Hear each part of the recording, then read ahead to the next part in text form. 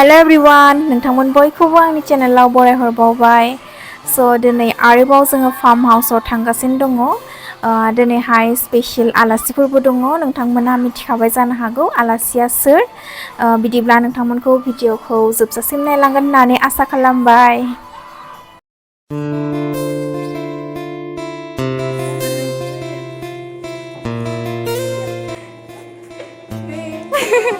welcome ना farm हाउसआव दैजि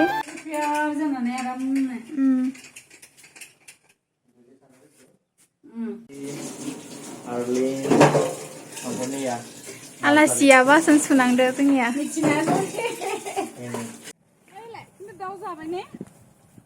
हा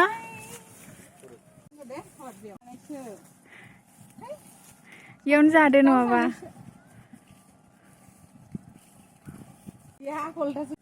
dragon फिथाइ नागिरनाया गोमोनानो गैया होनजाबा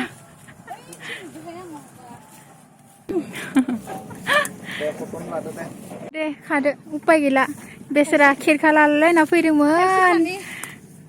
खादो साननै सानथाम सप्तासे दोनबाबो जेबो जाया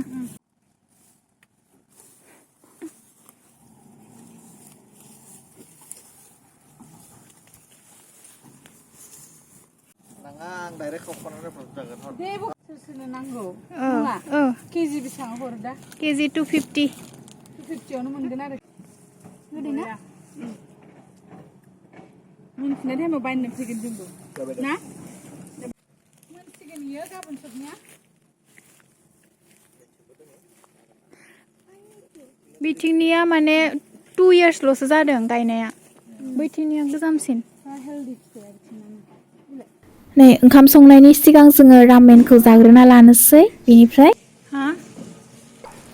बेनिफ्राय ओंखाम ओंख्रि संनोसै संनानै जानोसै जोंना दिनै आब' मिथि संनायखौ जागोन दैजि दिनै नै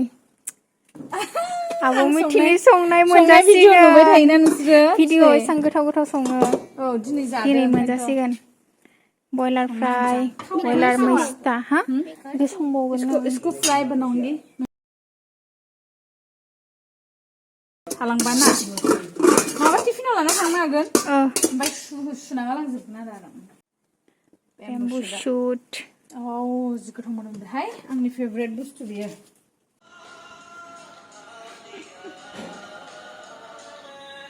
आर्टिस्ट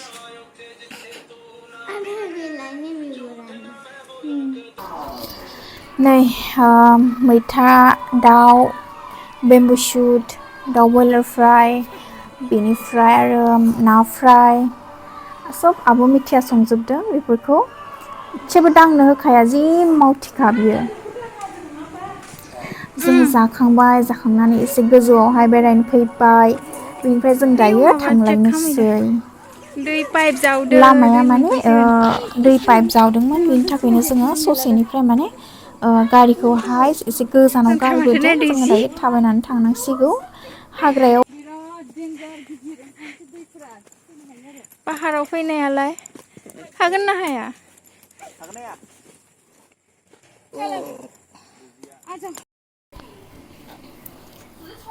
जाखांबाय लोंखांबाय दानाबा थांफिननोसै नै गुमिया गारि फिदिंगासिनो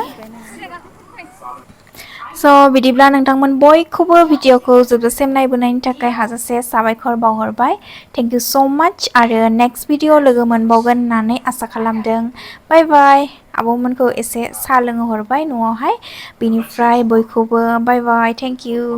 बाय बाय आब' गुमै